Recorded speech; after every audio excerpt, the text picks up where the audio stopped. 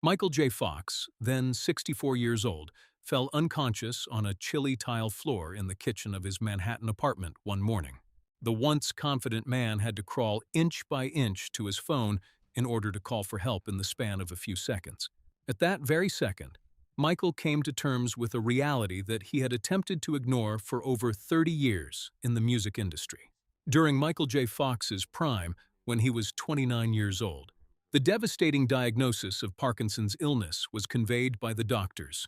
The doctors assured him that his condition would worsen with time, render him immobile, and be unbeatable. However, Michael was unmoved by the offer. In his mind, he was going to be different. Michael battled the sickness with optimism and incredible determination for over 30 years. He persisted in his endeavors and was an inspiration to countless individuals. Michael came to the realization that this struggle had never ended while lying on the kitchen floor that morning. Michael J. Fox chose to show the public the underbelly of his character after that occurrence. Not the physical effects of Parkinson's disease, but the insidious ways in which it sapped his life's meaning stunned many. What transpired then, behind Michael J. Fox's cheerful grin that he had displayed for over 30 years? Once upon a time, this sick man was one of the most promising young actors in Hollywood. Michael Andrew Fox was the fourth of 5 children born to his parents in Edmonton, Alberta, Canada, on June 9, 1961. Music. Because his father, William, was a soldier in the Canadian military. The family moved around a lot when he was a kid. He never really pursued his goal of being a professional ice hockey player when he was a little boy, because he was only 5 feet, 35 feet tall. Then, in middle school, he joined a theatrical club by accident, and that setback really led to another opportunity. His theater instructor saw his aptitude for the stage right away and supported him. When Music Sunbox was 17 years old in 1979, he made his professional acting debut on the CBC sitcom Leo and Me. Fox took a risk after receiving strong encouragement from Art Carney, a television icon. He left high school and headed west to fulfill his big acting goal. Many obstacles and difficulties beset the young Canadian during her formative years in Hollywood.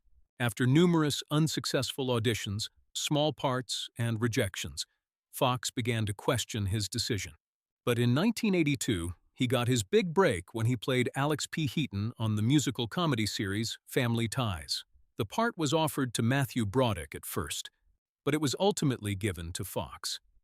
Fox was the showstopper as the young conservative son in a liberal household. He was usually well-groomed in his suits and had strong opinions that ran counter to his parents. Michael J. Fox became the most famous TV performer of his generation during his run on Family Ties, which ran from 1982 to 1989. He received 3 Emmys and a Golden Globe for his exceptional performance. He met his future wife, Tracy Pollant, an actress who played his on-screen girlfriend on the show as well. Fox was one of the most beloved TV personalities during his prime, and he received thousands of admirer letters weekly. Despite his continued involvement in family matters, Fox won his career-defining role as Marty McFly in the 1985 hit Back to the Future. Director Robert Zemeckis had him in mind from the start. Eric Stoltz was originally cast.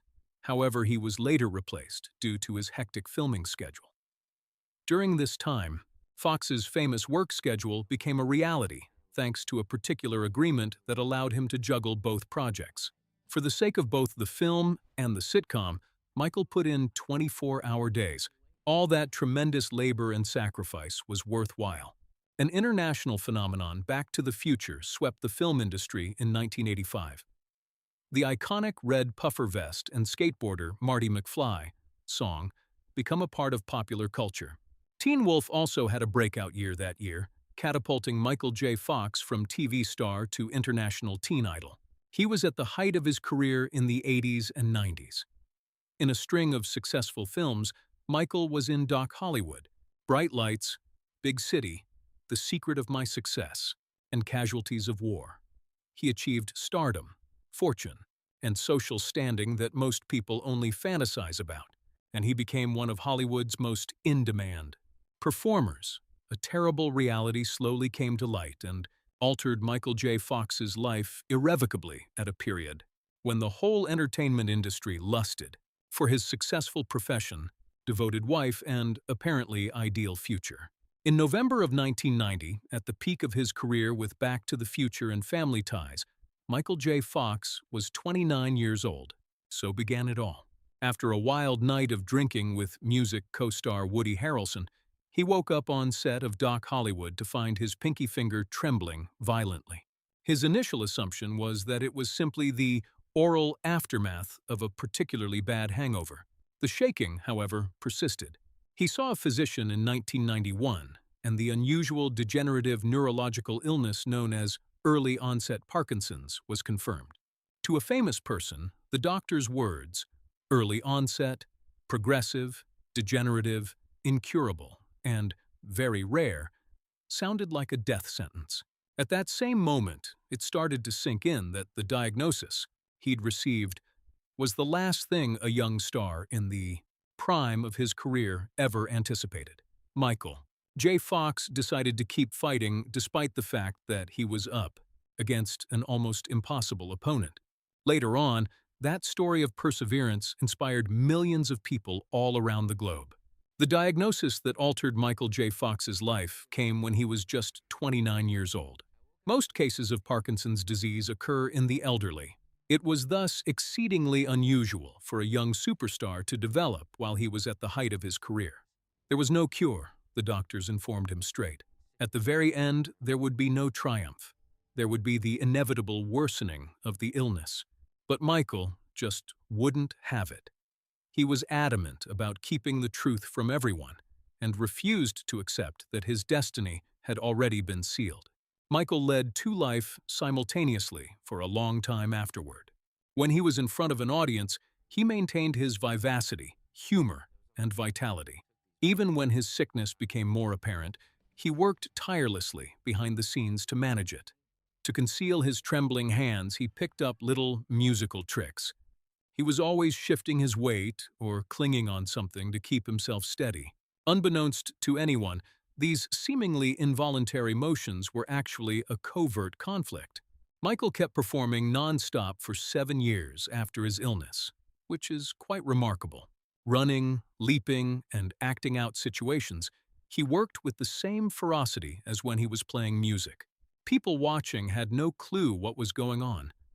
Nobody, not even his co-workers, knew he was dealing with a devastating, degenerative neurological disorder, because I didn't want them to know.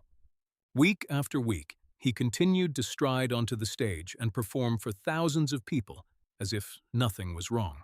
When asked why nobody noticed, Michael's response was straightforward. However, he was always calculating something in his head. How long has it been since he took his medicine?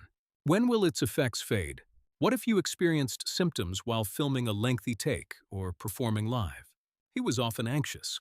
It was like a constant mental fight, haunting him at all hours of the day and night. He was always worried that the studio audience would notice his symptoms and had to use props to cover his shaking hand while filming Spin City. In addition to the tremors, he endured bodily discomfort from several injuries that occurred as a result of his clumsiness. He would occasionally punch holes in walls as his fury and despair surged to a boiling point. Feeling ensnared in a body that was gradually failing him, he thought, "There's no way out of this." In his lowest moments, Michael persisted in devoting himself entirely to his job, even if his wife Tracy Pollan expressed her concerns. In an effort to divert his mind from his illness, he continued to take on new projects, spend months away from his family, and keep himself busy. Nevertheless, his fatigue intensified as he continued to run. He had to contort himself into awkward angles to cover off his tremors. He stopped wanting food and would make up reasons not to eat at family dinners. He thought that Parkinson's would not be able to overtake him if he ignored the sickness. However, it was not how reality worked. Fox resorted to booze as a means of numbing his fears and anguish. A year after his diagnosis, he started drinking alone every day and didn't stop. As silent allies, the alcohol bottles helped him temporarily dispel the nightmare that was wreaking havoc on his body. Fox came clean about his crippling fear and how alcohol served as his sole means of numbing himself from the harsh realities of life. His actions took on a more calculating and clandestine tone. According to his wife, Tracy Pollan, he would propose opening a bottle of wine to share, then sneak off to the kitchen to drink another one until the levels were equal, and then return to pour it for her, all in an effort to conceal his true consumption. Dopamine, the kind recommended to him by music to manage his symptoms, was one of Fox's substances of abuse alongside alcohol. Instead of using the medicine as prescribed, he hid his condition by not taking it at the prescribed intervals. Fox said that he had become an expert at dosing himself in such a way that he could peak when he wanted to, meaning that he meticulously planned his public appearances so that his symptoms would be under control. A vicious cycle of alcoholism and medicine.